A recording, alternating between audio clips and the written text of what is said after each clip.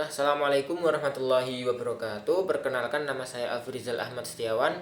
Saya dari kelas PAIC NIM 2012300095. Di sini saya akan menjelaskan beberapa materi terkait tentang wudhu untuk tugas mata kuliah studi materi fikih di MTS dan MA. Oke, langsung saja kita ke pengertian wudhu. Jadi wudhu itu menurut bahasa berasal dari kata wado'ah yang berarti keindahan. Sedangkan menurut istilah, wudhu adalah memberikan air atau membasuhkan air di bagian-bagian tubuh tertentu dengan niat dan juga cara tertentu untuk bermaksud untuk menghilangkan hadas kecil. Nah, jadi wudhu itu tujuannya adalah untuk menghilangkan hadas kecil ya teman-teman. Kita biasanya berwudhu itu sebelum melakukan ibadah yang bertujuan untuk mensucikan diri kita. Beberapa ibadah yang memerlukan wudhu diantaranya adalah sholat. Yang pertama sholat, kemudian memegang mushaf Al-Quran, terus kemudian tawaf. Nah, itu memerlukan wudhu. Kemudian untuk dalil wudhu itu adalah potongan ayat dalam surat Al-Maidah ayat ke-6 yang berbunyi A'udzubillahi minasyaitonirrajim, Bismillahirrahmanirrahim. Ya ayyuhalladzina amanu idza qumtum ilas sholati faghsilu wujuhakum wa aydiyakum ilal marafiq wamsahu ru'usakum wa arjulakum ilal ka'bain. Yang artinya adalah, wahai orang-orang yang beriman, apabila kalian hendak berdiri untuk sholat, maka hendaklah kalian membasuh wajah kalian, kemudian membasuh kedua tangan kalian sampai siku, kemudian mengusap kepala kalian dan juga membasuh kedua kaki kalian sampai mata kaki. Nah, itu untuk dalil wudhu teman-teman. Oke, lanjut ke syarat sah wudhu dan juga rukun wudhu. Syarat sah wudhu yang pertama adalah beragama Islam, yang kedua balik, yang ketiga tamyiz. Tamyiz itu artinya kita bisa membedakan yang baik dan buruk ya teman-teman. Kemudian yang keempat, tubuh kita sudah terbebas dari hadas-hadas besar. Kita tidak sedang junub, kita tidak sedang menstruasi, karena wudhu sendiri itu hanya bisa mensucikan tubuh kita dari hadas kecil, bukan hadas besar. Kemudian yang kelima, air yang kita gunakan untuk berwudu itu adalah air yang bersih, yang suci. Jadi air yang suci itu adalah air yang mutlak ya teman-teman, air murni. Jadi belum bercampur dengan sesuatu apapun. Kemudian yang keenam, tidak ada penghalang antara air dengan tubuh kita.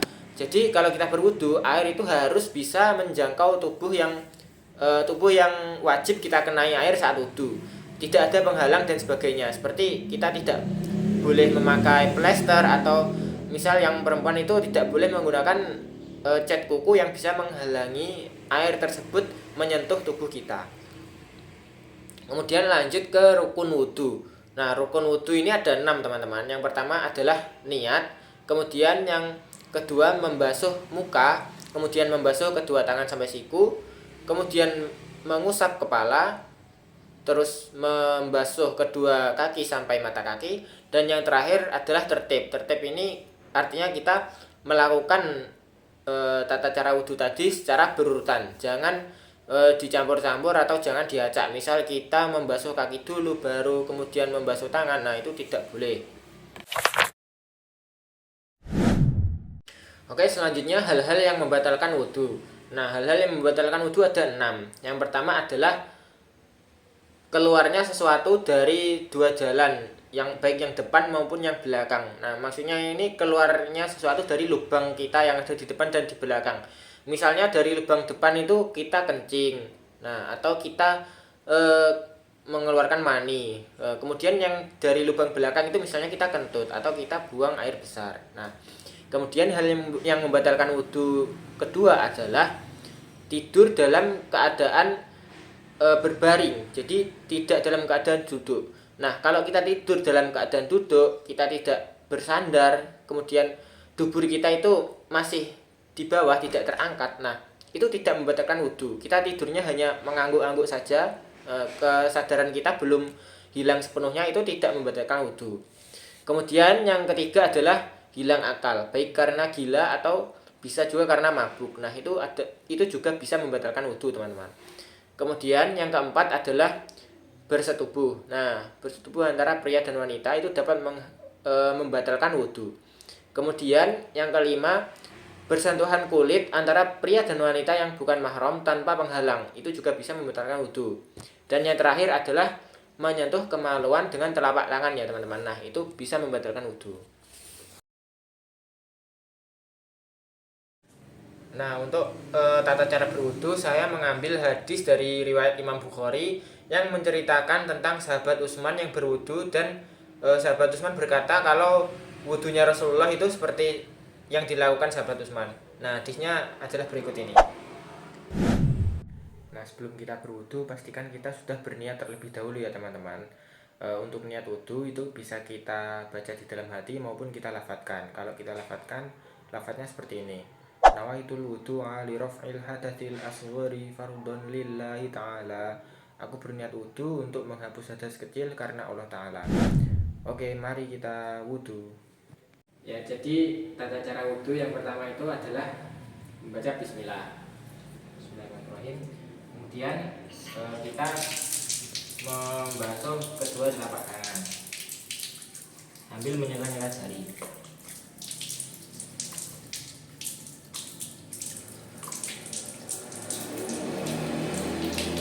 Setelah itu kita mengambil air, kemudian berkumur-kumur, kemudian menghirup dengan hidung atau istinsyak dan mengeluarkannya atau istinsyar sebanyak 3 kali.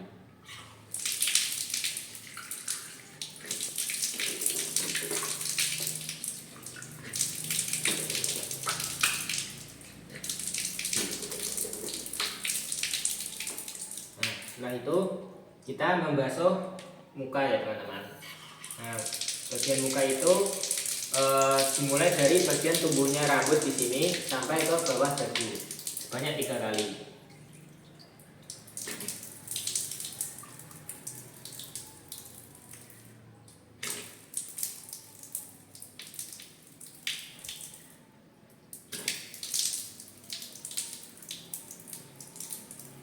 Nah, setelah itu selanjutnya adalah membasuh kedua tangan sampai ke siku sebanyak 3 kali.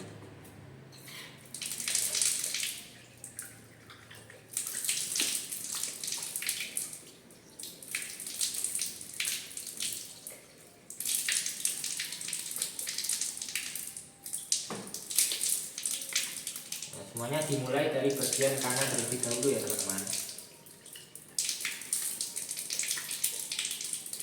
Setelah itu kita mengambil air, nah kemudian kita buang, terus mengusap kepala sampai ke tengkuk seperti ini, kemudian kembali. Nah, lalu tangan kita langsung ke telinga dan ibu jari kita memutar bagian telinga yang belakang seperti ini teman-teman.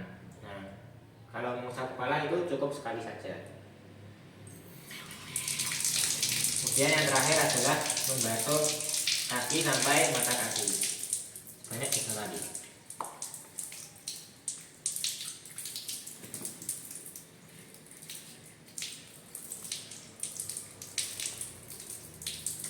Sudah selesai, kemudian kita menghadap ke arah kiblat lalu berdoa teman-teman. Kemudian kita menghadap ke arah kiblat dan membaca doa setelah wudhu. A'udzubillahi minasyaitonirrajim. Bismillahirrahmanirrahim. Asyhadu an la ilaha illallah wahdahu la syarikalah wa asyhadu anna Muhammadan abduhu wa rasuluh. Allahumma ij'alni minat tawwabin waj'alni minal mutatahhirin waj'alni min ibadikas sholihin. Amin. Nah, sekian tutorial wudhu dari saya. Semoga bermanfaat, kurang lebihnya mohon maaf. Akhirul kalam, wabillahi taufiq wal hidayah. Wassalamualaikum warahmatullahi wabarakatuh. Terima kasih.